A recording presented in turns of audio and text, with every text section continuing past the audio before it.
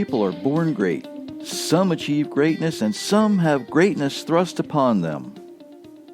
Well, if you hear that and hear me say it, you know I am quoting someone else, and hopefully you also know I'm not talking about myself. Thank you for joining me today. My name is Jerry Mitchell. This is Give God 90 Radio on Demand. I wanted to start with that quote because there's something in there we need to talk about today. But first, thank you once again for joining me. It is such an honor to have you spend just a little bit of time with me today as we go through something that is of great importance to us, especially the people living today. The people that hear this today, hopefully are going to be inspired. I hope. That's my goal. That's my agenda for the day, is to inspire you.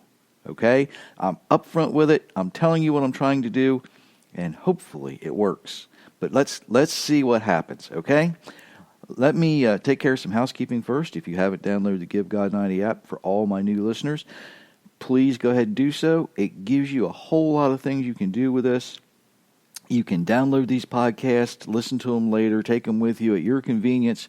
That's why I do these things, so that you can, at your convenience, when you're ready to sit down and take a few minutes and listen to this, you can do it. And many of you take advantage of that. I noticed, now I get some statistics. I can't see who's doing what or all that kind of thing, but I get numbers. And sometimes it really amazes me, and I am really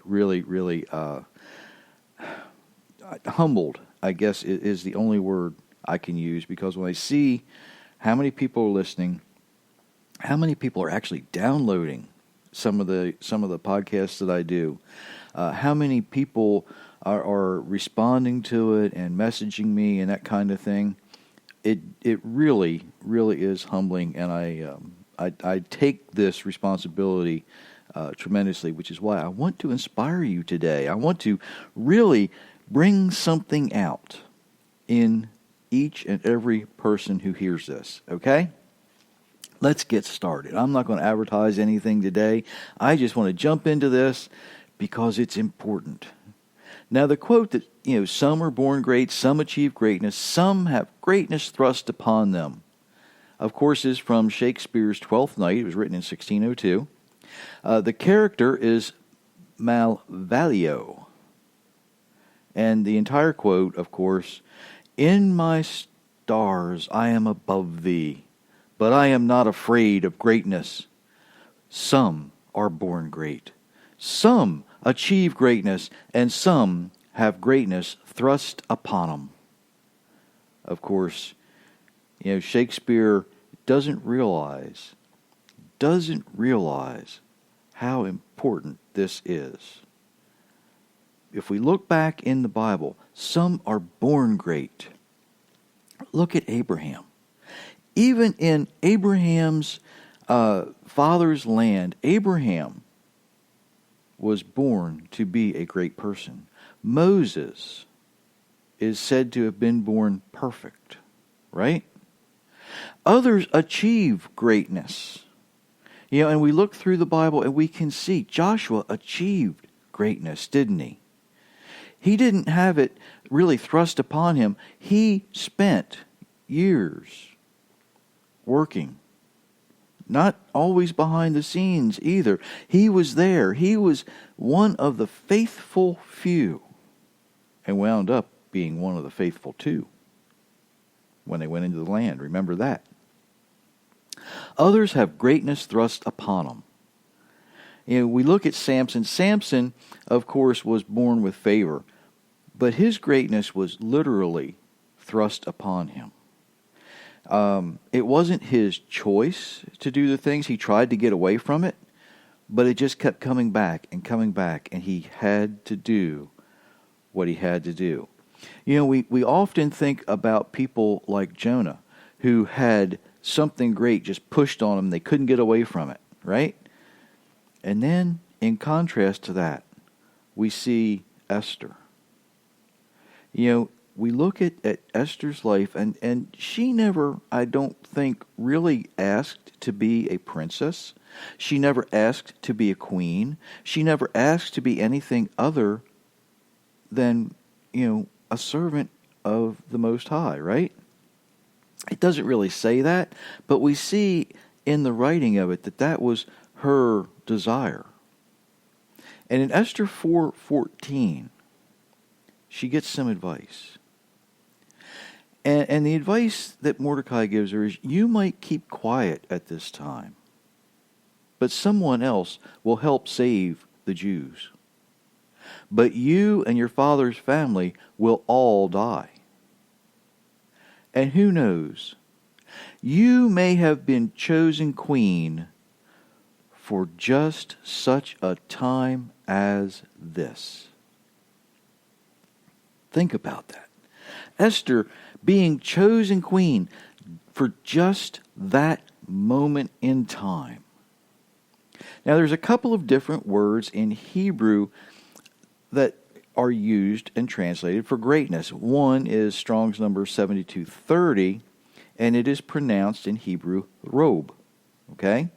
And it means multitude, abundance, or greatness. It's talking about numbers.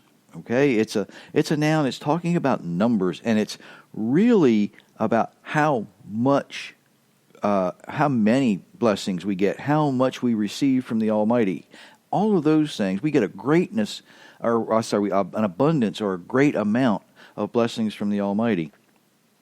The other word, though, is godel, and it really means greatness. Now, some, like Esther, may not desire to be great. They just want to go through life. They want to be content. They want to be happy. And that's not a bad thing. That's really not a bad thing. They might not desire to be notable. In today's world, there are those people who choose to be well known, right? We think about our entertainment industry. And it doesn't matter whether they're movie stars, whether they're sports stars. Sports is an entertainment, is part of the entertainment industry. It really is. These athletes play their game so that we are entertained.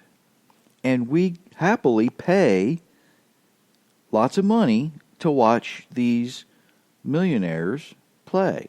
We happily pay lots of money to watch someone in the movies or on television play a role, pretend to be someone they're not. Think about that. Even in our political arena today, there are people who desire to seek their fame and, more importantly, their fortune. Right? They want to try and get rich. And unfortunately, though, these guys and gals, I can say, like to get rich on somebody else's money. But then there are the modern day Esthers. They're content, doing the things that simply need to be done. Stop and think for a moment about the ones who never get a chance to be great. They never even get a chance to be content. When we're talking about this, there are millions of murdered children. They never have the chance to be happy. They never had the chance to achieve greatness.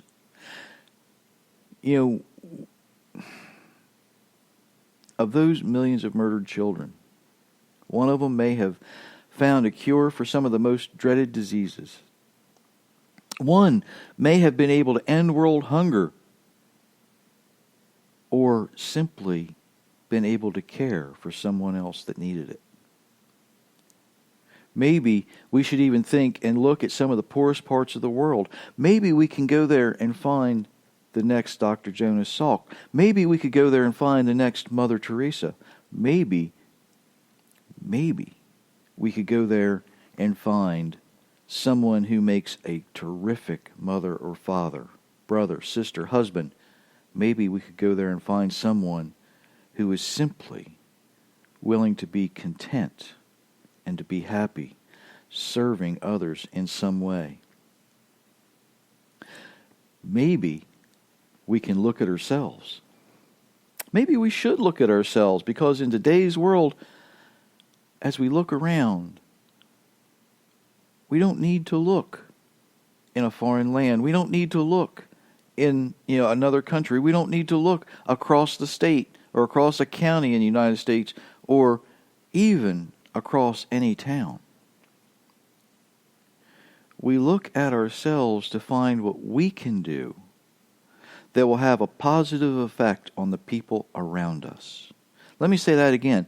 We should look at ourselves to find what we can do that will have a positive effect on someone around us. Solomon writes in Psalm 29:18, where there is no vision, where there is no dream, and I'm paraphrasing this, okay? I'm paraphrasing. Where there is no vision, where there's no dream, where there's no desire, people perish.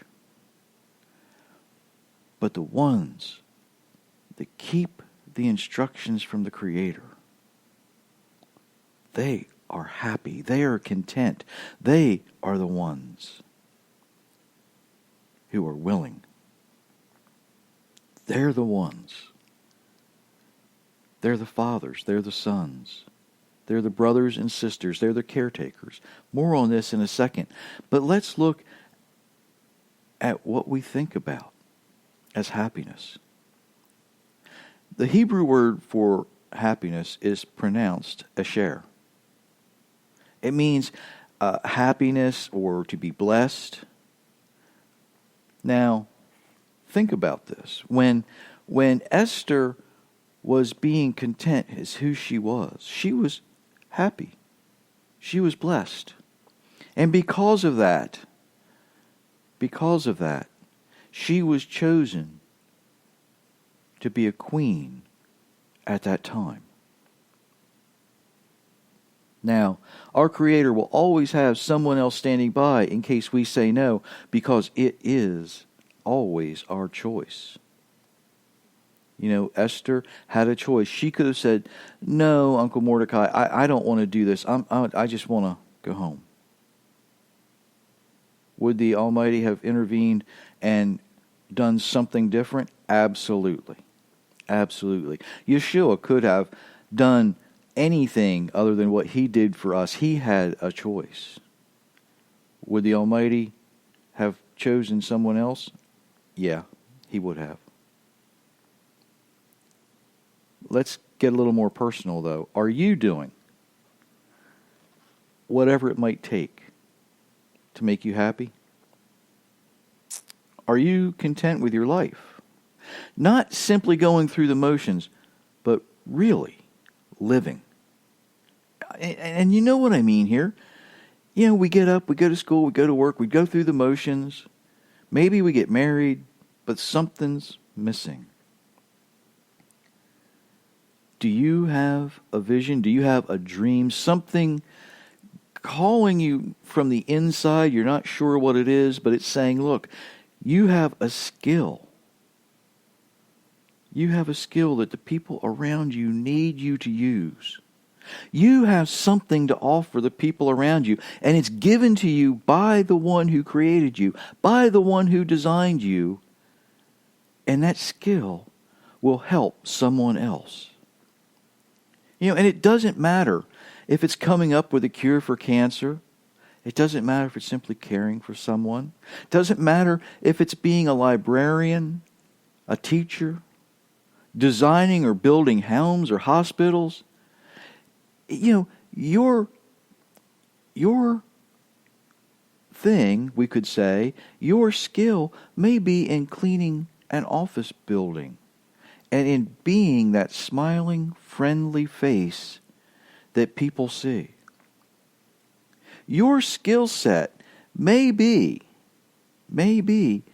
in standing behind someone as you're doing their hair, or they're sitting in front of them while they're doing your nails, and smiling and being that person who is just needed in their moment, in that time? Were you chosen for such a time as that? Even think about this. Every skill that the Almighty puts into us when He designs us is needed to help others. The people who drive the trucks that pick up our garbage, they're needed. It may seem menial, but they're needed. It may seem menial, but the people who ride on those trucks are needed. The people who think about this for a second. The people who grow our food, the people who process our food, the people who deliver our goods and our services are needed. They all have a skill that benefits the people around them. Some might even say, well, that's just a menial task. Well, no, it's not. It's a skill that is designed in you, because when you use your skills in conjunction with the Creator's instructions, it builds the kingdom of heaven.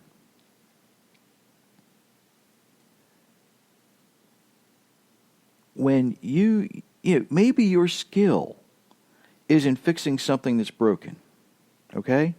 Whether it's a television, a toy, a car, a refrigerator, for those folks who have refrigerators, a computer, whatever it might be. If that's your skill set and you use that while you're following the Creator's instructions, how far will that take you? Your talent is individual to you, because you are an individual. And I have said this over and over and over. Of all of the billions of people who have lived before you, and all of the people who will live after you, you're the only you that the Creator made. You're the only one. And whatever He designed in you, whatever needs to come out, if you use that in conjunction with His instructions, you will benefit the people around you. And it doesn't matter if you're seeking greatness. It doesn't matter if you're the next Stevie Ray Vaughan or the next Eric Clapton, the next, pick a celebrity. Doesn't matter who it is. Doesn't matter if you're the next world's greatest athlete. If you use those skills and those talents, you achieve the exact same effect on the people around you as someone using their talents to be the greatest mother or father or sister or brother. It's the same outcome whether you are the next Michael Jordan or whether you're the guy riding in the back of an ambulance, that's trying to keep someone alive. If you do these things as you follow your Creator's instructions, it benefits the people around you.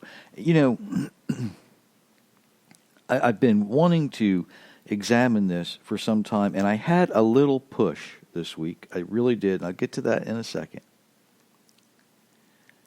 Because there's a question. There's a question. And the conversation that I had revolves around this question. Are you doing what it takes to make you happy? Now, as I was speaking to a person the other day, we had this conversation, and she was saying, she's asked people this: what does it take for you to be happy? And they can't answer. They don't know. They really are lost. They're wandering. They may have a job. They may be going to school. They may be married. It just depends. But they don't know. They don't understand. They can't find what it is that will make them happy. And it's kind of like, I don't know if you've ever watched the movie Fiddler on the Roof. But there's a song in Fiddler on the Roof where the Tevye, the star, starts singing this song, If I Were a Rich Man. And he goes through all of these things that he would do. And he leaves a lot of it up to your own imagination. If you were rich, what would you do? What could you do? Would it make you happy? You see, people who think these things and wonder these things, they wonder or worry, but they don't understand what it really, really takes deep down to make you happy. When I was speaking to this person, and I'll be honest, she's a pastor, okay? She, I'm sure, counsels people and speaks to many, many people. But it was sad to see the look on her face where she just wants to reach out and tell them. But sometimes you've got to guide people. You've got to guide people to their answer. They have to uncover it. They have to dig it up. Some people want to dig this up. Some people desire to dig it up. Others don't see any hope. Others don't see any trust or any faith or any desire. But Solomon gives us an answer in Proverbs 29:18. Proverbs 29:18. Now, he actually writes, where there is no dream, people perish. But those that follow the Creator's instructions are happy. Think about this. To achieve happiness, we can follow the Almighty's instructions. We can use the skills He puts in us. And it doesn't matter. I hope you understand now. It doesn't matter if you are the president or the prime minister or the dictator of a country, or if you are simply someone who is providing a service, whether it's a caretaker or a doctor, whether you're building homes, whether you're riding on the back of a trash truck or driving the trash truck, whether you're drilling a well or designing the next skyscraper. If you do those things in conjunction with the instructions that the Almighty has for your life, the outcome for the people around you is going to always be the same. They're going to see that. Now, granted, the more famous you are, the more people you're going to influence, right? But the people who know you, the people you affect every day, the people who see the real you, not the person on the stage, not the person behind the podium, not the person on the athletic field, but the real you. The real you. When you use the skills that the Almighty gives you, you can be happy. You can spread that joy to the people around you. You can do all of these things. All of these things. Because that's what we're designed to do. We're designed to help each other. We're designed to lift each other up, not tear each other down. We are designed for all of these things. Now, when Shakespeare wrote, some are born great, some achieve greatness, and some have greatness thrust upon them. I like to think that Shakespeare wasn't thinking just about this character. I think to achieve this character, to have this character say this, Shakespeare must have had a little bit of an understanding about the people around him. And as he looked around, he saw in his world, at that time. Of course, there were famous actors. There were, people in the court of the king. There were people, who were poor and destitute. But even some of the poor and destitute could achieve greatness. While others had it really thrust upon them. Think about people as you go around and look at them and really get a grasp for the faces that we see. I see in the groups that I am involved in, and how wonderful it is when somebody is happy. Everybody, rejoices with them. When someone is ill, everyone is in prayer around them. When somebody's hurting, they're supported. When somebody is going through some problems, there is just this huge group of support around them. And it's so good to see that, because they're living the way they're designed to live. So many times in the secular world, as I look around and I see people who are hurting, and I look at them and I think, isn't it sad that they don't have a group of people to support them? And you talk to them, and some people have a desire for that, and you try to welcome them in and do things for them. And then there's the other group that don't want anything. They want to be left alone. They want to feel like they're outcasts. They want to feel like they're victims. They want to feel miserable.